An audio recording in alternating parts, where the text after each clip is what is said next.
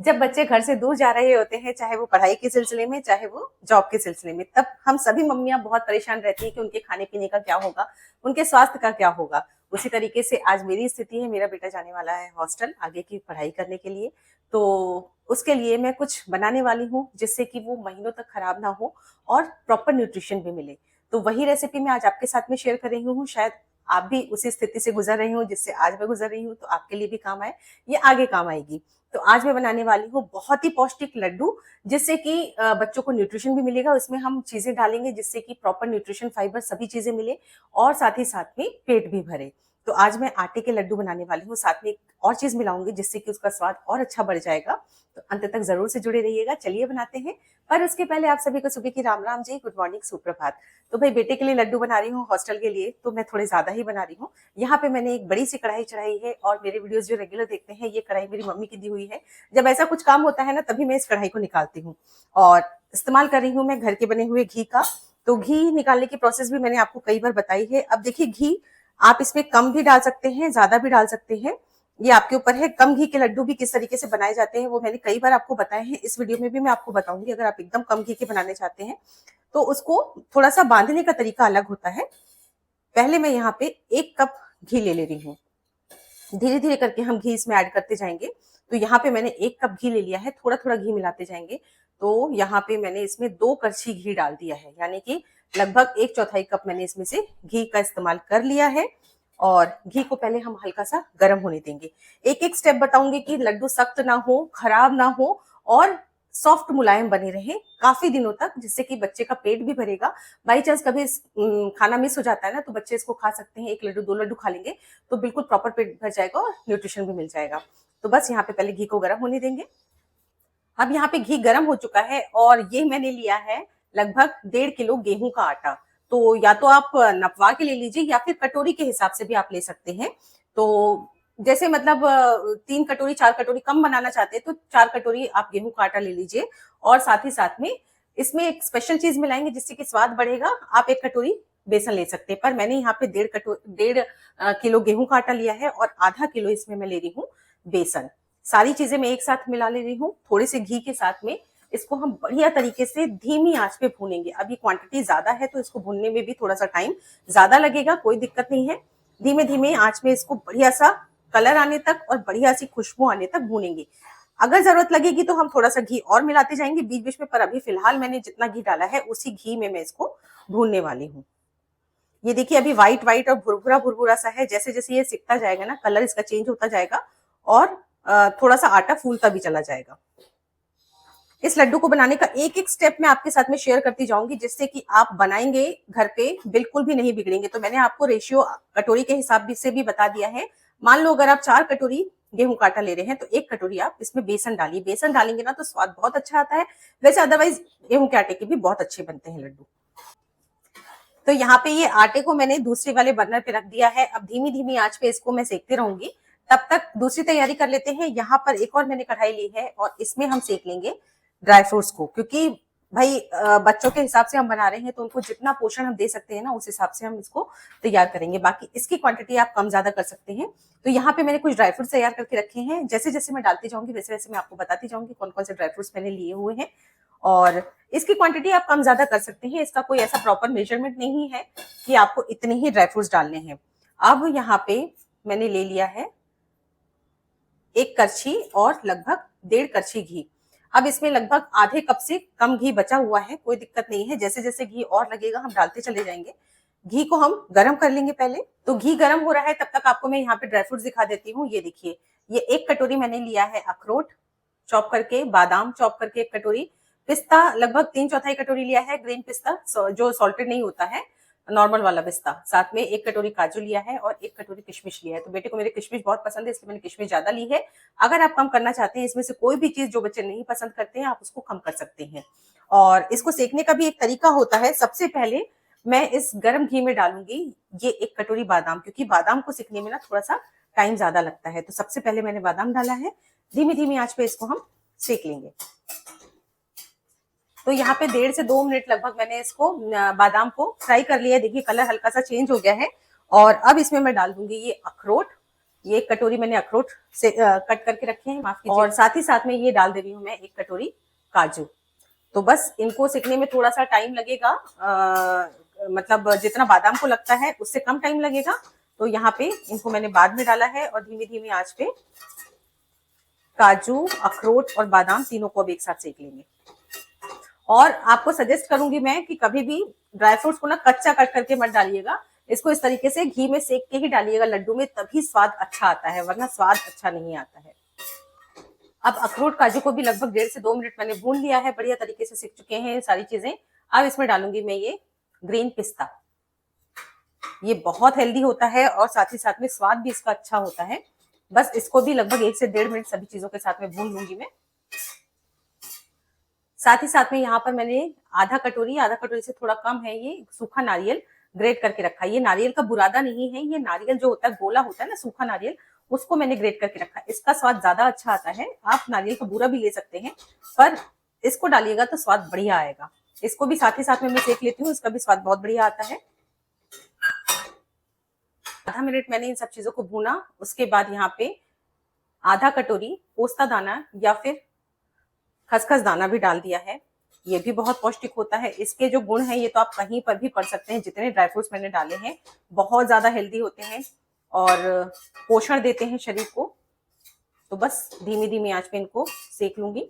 और ये ना बरसात में भी ये लड्डू वैसे भी खाए जा सकते हैं, किसी भी मौसम में खा सकते हैं, पर जैसे बीमारियां बहुत ज्यादा होती हैं बरसात में, सारे वायरस बैक्टीरिया एक्टिव हो जाते हैं, तो इस लड्डू को सुबह खाली पेट दूध के साथ में, 1 गिलास दूध के साथ में खा लीजिए ना, तो बहुत बढ़िया न्यूट्रिशन मिलता है बॉडी को और प्रतिरोधक क्षमता भी बढ़ती है। अब यहाँ पे सारे ड्राई फ्रूट्स को मैंने धीमी धीमी आंच पे सेक लिया है। ये देखिए बढ़िया सा इसमें कलर आ चुका है। और बस एंड में मैं इसमें डाल दूंगी ये किशमिश। किशमिश को देखिए सेकिए चाहे मत सेकिए कोई दिक्कत नहीं है, पर मैं थोड़ा सा डाल देती हूँ गरम ड्राई फ्रूट्स के साथ में, जिससे कि इसका अच्छी सी फूल जाती है और टेस्ट भी बढ़िया सा हो जाता है। तो बस यहाँ पे सारे ड्राई फ्रूट्स बहुत बढ़िया तरीके से सिक चुके हैं। ये देखिए कितने बढ़िया सिक चुके हैं और इसके कारण इसका स्वाद बहुत अच्छा हो जाता है। सारे ड्राई फ्रूट्स को मैं निकाल लूंगी अलग बोल में और इनको कर लेंगे हम ठंडा। अब सेम कढ़ाई मैंने ले ली है और इस कढ़ाई में डाल दूंगी दोबारा से घी। तो यहाँ पे थोड़ा सा घी मैंने बचा लिया है, अभी लगभग 2 चम्मच घी बचा लिया है, बाकी पूरा घी डाल दिया है। कढ़ाई ऑलरेडी गर्म थी इसलिए जल्दी से घी गर्म हो गया है। और इसमें ये मैंने बड़े से एक बोल में ले ली है मखाने। ये लगभग 2.5 से 3 कप मखाने होंगे और इनको हम घी में बढ़िया सा धीमी धीमी आंच पे भून लेंगे। मखाने भी बहुत पौष्टिक होते हैं गाइस, इनको जरूर से डाइट में शामिल करना चाहिए और घी में सेकेंगे ना तो बहुत बढ़िया टेस्ट हो जाता है इन मखानों का। तो बस धीमी धीमी आंच पे इन मखानों को मैं सेक लूंगी। 4 से 5 मिनट लगेंगे, 6 से 7 मिनट लगेंगे इनको भूनने में धीमी आंच पे। और अब यहाँ पे ये आटे को मैं सेकती चली जा रही हूँ। इसको सेकते सेकते अब काफी टाइम हो चुका है, लगभग 15 मिनट से ऊपर हो गया है इसको सेकते सेकते। साथ ही साथ में 6 से 7 मिनट मैंने इसको भी सेक लिया है, मखाने को भी सेक लिया है और मखाना तो सीख चुका है। देखिए मैं बताती हूँ मखाने सीखने का इंडिकेशन क्या रहता है। आप कोई भी मखाना उठाएंगे और इस तरीके से तोड़ेंगे, ये देखिए आवाज आप सुन पा रहे हैं, ये देखिए इस तरीके से ये टूटना चाहिए। अगर ये ढंग से नहीं सीखा रहता तो इस आवाज के साथ ये टूटता नहीं है, ये एकदम से दब जाता है सिर्फ। तो बस यहाँ पे मखाना सीख चुका है और इसको भी हम निकाल लेंगे एक अलग बर्तन में, जिससे कि ये ठंडा हो जाए। सारी चीजों को हमको ठंडा करके ही लड्डू में इस्तेमाल करना है। तो बस इसको हम ठंडा होने के लिए रख देंगे। और अब इस आटे को सेकते सेकते मेरे को लगभग 35 से 40 मिनट हो चुके हैं। लो टू मीडियम फ्लेम पे मैं इसको सेकते चली जा रही हूँ और आप देख पा रहे हैं कि कलर कितना बढ़िया आ गया है, खुशबू भी बहुत अच्छी आ रही है। तो मेरे को सेकने में ज्यादा टाइम लगा है क्योंकि क्वांटिटी ज्यादा है, अगर आप कम क्वांटिटी का बनाएंगे तो जल्दी सिक जाएगा। बस अब इसके बाद ये आटा बहुत अच्छे तरीके से सिक चुका है। इसमें अभी घी को नहीं और ऐड कर रही हूँ मैं, पहले इसको अब हम अच्छे तरीके से ठंडा होने देंगे। आटा बिल्कुल परफेक्ट तरीके से ठंडा होना चाहिए, उसके बाद ही हम इसके लड्डू बनाएंगे। और अब ये मखाने अच्छे तरीके से ठंडे हो चुके हैं। आप चाहे तो इसका पाउडर बना सकते हैं, पर मेरे यहाँ लड्डू में ना ड्राई फ्रूट्स मुंह में आते हैं, वो पसंद किए जाते हैं। तो अब इसको या तो आप चाकू से कट करिए, उसमें बहुत टाइम लगता है। इस तरीके से कोई कटोरी ग्लास लेके आप इसको दबा दीजिए ना, तो ये बढ़िया तरीके से टूट जाते हैं और इसके पीसेस भी सही साइज के हो जाते हैं। तो बस यहाँ पे सारे मखानों को मैं इस तरीके से तोड़ लूंगी। तो यहाँ पे देखिए कटोरी से सारे मखाने को मैंने क्रश कर लिया है, बिल्कुल इस तरीके के मीडियम साइज के टुकड़े होते हैं ना, जब ये मुंह में आते हैं तो बहुत ज्यादा टेस्टी लगते हैं लड्डू। तो बस एक साइड में इसको भी रखेंगे। और अब यहाँ पे ये आटा ठंडा हो चुका है। इसमें सारे ड्राई फ्रूट्स हम डाल देंगे जो जो हमने अभी सेक के रखे थे। तो यहाँ पर सबसे पहले मैं डाल दूंगी काजू बादाम किशमिश वाला ड्राई फ्रूट, और साथ ही साथ में ये मखाने जो हमने क्रश करके रखे हैं वो भी मैंने डाल दिए हैं। और सभी चीजों को अच्छे तरीके से पहले मिक्स कर लेंगे।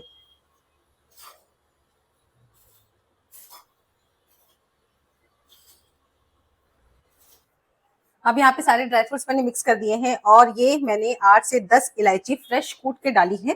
क्योंकि क्वांटिटी ज्यादा है इसलिए इसमें इलायची पाउडर थोड़ा सा ज्यादा डालिएगा तो फ्लेवर बहुत अच्छा आएगा लड्डुओं में।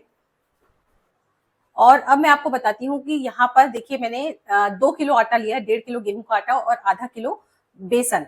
उस हिसाब से मैं इसमें चीनी मिला रही हूँ। तो चीनी नहीं, यहाँ पे मैं इस्तेमाल कर रही हूँ बूरा शक्कर का। ये देखिए, ये बूरा शक्कर, ये मैंने मार्केट की इस्तेमाल की है, बहुत आसानी से लड्डू के लिए मिल जाती है। पर इसको घर पे भी बनाया जा सकता है। अब आज मेरे पास में टाइम नहीं था ज्यादा, इसलिए मैंने इसको नहीं बनाया है। इसकी कई वीडियोस में आपके साथ में पहले शेयर कर चुकी हूँ कि घर पे बूरा शक्कर किस तरीके से बनाई जाती है। तो चूंकि मैंने 2 किलो आटा लिया है तो मैंने 1 किलो अभी फिलहाल इसमें बूरा शक्कर डाल दी है। ड्राई फ्रूट भी पड़े हैं तो मुझे लग रहा है कि अभी और चीनी जाएगी। मिठास अब अपने हिसाब से एडजस्ट कर सकते हैं, लेकिन जितना आटा रहता है ना उसकी आधी मिठास तो डालनी ही डालनी चाहिए। तो यहाँ पे फिलहाल मैं 1 किलो बूरा शक्कर डालने के बाद सब चीजों को पहले अच्छे तरीके से मिक्स कर लूंगी। उसके बाद ही इसमें आगे और मिठास ऐड करेंगे अगर जरूरत पड़ेगी तो। और चीनी को आटे को ठंडा करके ही मिलाइएगा, वरना ये पानी छोड़ देगी और ये मिश्रण गीला हो जाएगा। तो हमको इन लड्डुओं को काफी टाइम तक रखना है, जल्दी खराब नहीं होने चाहिए, इसलिए इसको गीला नहीं होने देना है। सब चीजें सूखने के बाद में ही, ठंडी होने के बाद में ही आपस में मिलाना है। और बूरा शक्कर नहीं है तो आप पिसी हुई चीनी का भी उपयोग कर सकते हैं, कोई दिक्कत की बात नहीं है। तो मैंने यहाँ पे बूरा शक्कर मिला दी है, लेकिन मैं आपको बता ही रही हूँ कि इसमें ड्राई फ्रूट जब ऊपर से पड़े होते हैं ना ज्यादा, तो इसमें बूरा शक्कर थोड़ी सी ज्यादा मिलाया करिए जिससे कि मिठास प्रॉपर आ जाए। तो मैंने यहाँ पे ना 1 कटोरी बूरा शक्कर और मिला दी है। और ये देखिए मैंने ये प्योर बूरा धामपुर ग्रीन की यूज की है। ये कोई ब्रांड प्रमोशन नहीं है, लेकिन इसकी ना बूरा शक्कर बहुत अच्छी रहती है, तो आप भी इस्तेमाल कर सकते हैं। मैं अक्सर मार्केट की जब भी इस्तेमाल करती हूँ तो कोशिश करती हूँ कि ये वाला पैकेट मिल जाए, नहीं मिलता तो फिर कोई दूसरा पैकेट इस्तेमाल करती हूँ। और बस इसको मिला लेंगे अच्छे तरीके से। तो ड्राई फ्रूट जो ऊपर से डाले हैं ना उसकी मिठास यहाँ पे कंपनसेट हो जाती है, थोड़ी सी ज्यादा मिला दी जाए तो चीनी। और बस अच्छे तरीके से मिक्स करेंगे। अब यहाँ पे मैंने ना चीनी तो पूरी अच्छे तरीके से मिक्स कर ली है, मिठास बिल्कुल प्रॉपर है। अब इसमें घी मिलाना है, क्योंकि इतने भुरभुरे में तो लड्डू बंध नहीं सकते हैं। तो यहाँ पे सबसे पहले तो जो ये घी बचा हुआ था लगभग 2 से 3 चम्मच, उसको मैंने डाल दिया है। और उसके बाद अब इसमें मैं घी और डालूंगी। और बेटे के लिए बना रही हूँ, बच्चों के हिसाब से बनाएं तो घी ज्यादा डाल के बनाएं, नहीं तो आप कम घी में भी बना सकते हैं। बस थोड़ी सी मेहनत ज्यादा करनी पड़ेगी कम घी का बनाना है तो ये पूरा ले लिया है मैंने 1 कप घी। और इसमें मैं डाल दूंगी इस घी को। अभी लगभग बचा लिया है मैंने 1/4 कप, अगर जरूरत पड़ेगी तो इसको भी हम डालेंगे। अच्छे तरीके से मिक्स करेंगे। अब यहाँ पे इसको बांधने के लिए हाथ का ही इस्तेमाल करना पड़ेगा, क्योंकि अच्छे तरीके से ये अब करछी से मिक्स नहीं होगा, क्योंकि घी की क्वांटिटी हमको चेक करनी है। तो बस यहाँ पे मैं इसको मिक्स करना शुरू करूंगी हाथ से, जिससे कि अंदाजा अच्छे से पड़ता है।